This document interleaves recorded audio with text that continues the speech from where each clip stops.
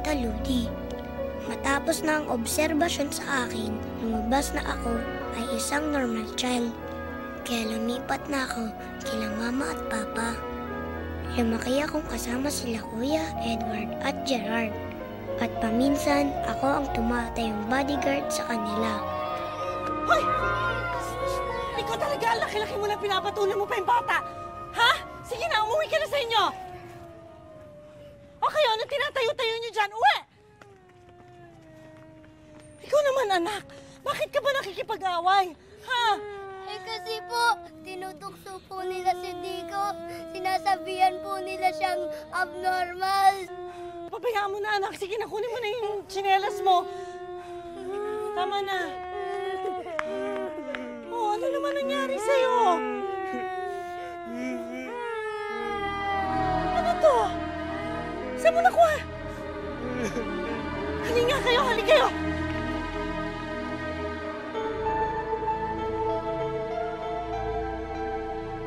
Hoy! Anong ginawa niyo sa anak ko, ha? Ha? Akala ko kasi hindi siya nakakaramdam eh. Di ba abnormal yan? Anong hindi nakakaramdam? Anong abnormal? Sa palagay niyo, ha? Normal ba yung ginagawa niyo nang papasok kayo ng bata? Tapos buong araw kayo nakatambay dito, mga adik kayo? Alam niyo ho, hindi ko kayo papatulan. Ano hindi papatulan? Patulan niyo ako, ha? Ay! Hindi papatulan, ha? Ha? Walang iya kayo! Ano nangyari? Ano? Tignan mo! Yung anak mo pinaso! Tayo na! Tayo! Uwi na tayo! Kayo nga! Ano naman kasi sinabi?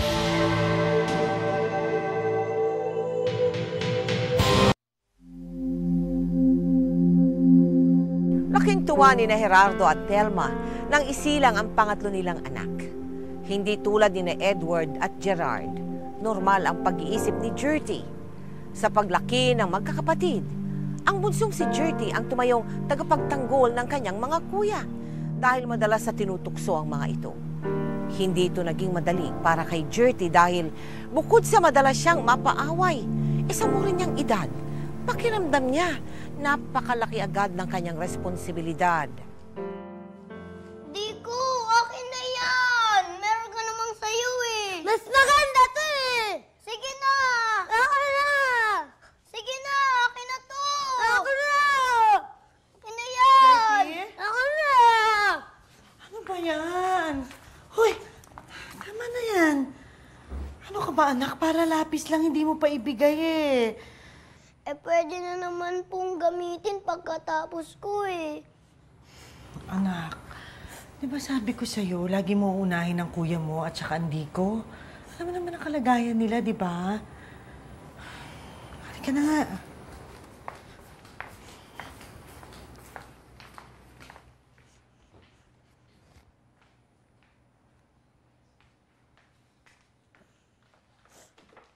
Kuya!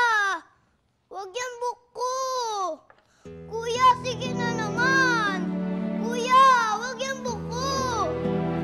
Kuya! Gertie, ano ba yan? Tama na.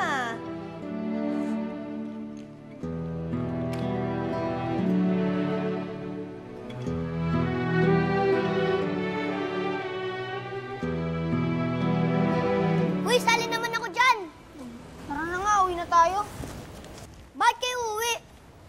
Sabi ng mga classmate ko, mga baludo yung kapatid mo. Hindi baliw, retarded. Kung ayaw niyo makipaglaro sa akin, edi wag, mamatay na lang kayong lahat. Pati nanay at tatay niyo, pati mga alaga niyo sa bahay niyo. Mamatay na kayong lahat! Gertie, bakit ganyan ka magsalita sa kanila? Hindi maganda yung sinabi mo, mag-sorry ka sa kanila.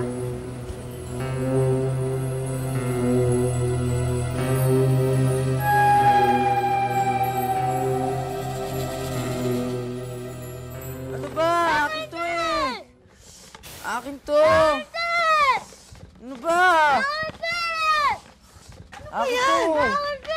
Ay, tama na nga yan, Gertie. Tingnan mo nga itong mga kapatid mo. May niluluto ako doon sa loob. Opo. Sige na, tingnan. Akin to ba? Akin to eh! Kuya, ibigay mo na kasi yung laruan kay Dico. Huwag na kayo mag-away, sige na. Ayoko nga. Kanina pa siya eh. Ako naman. Sige na, Ayoko. kuya. Ayoko. Kuya, sige na, please. Kuya!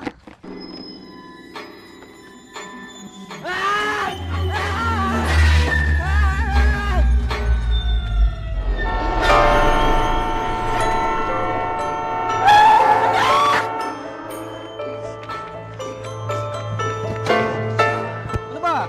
Lalo ba anak mo? Ano pa bumupasina? Pasensya na.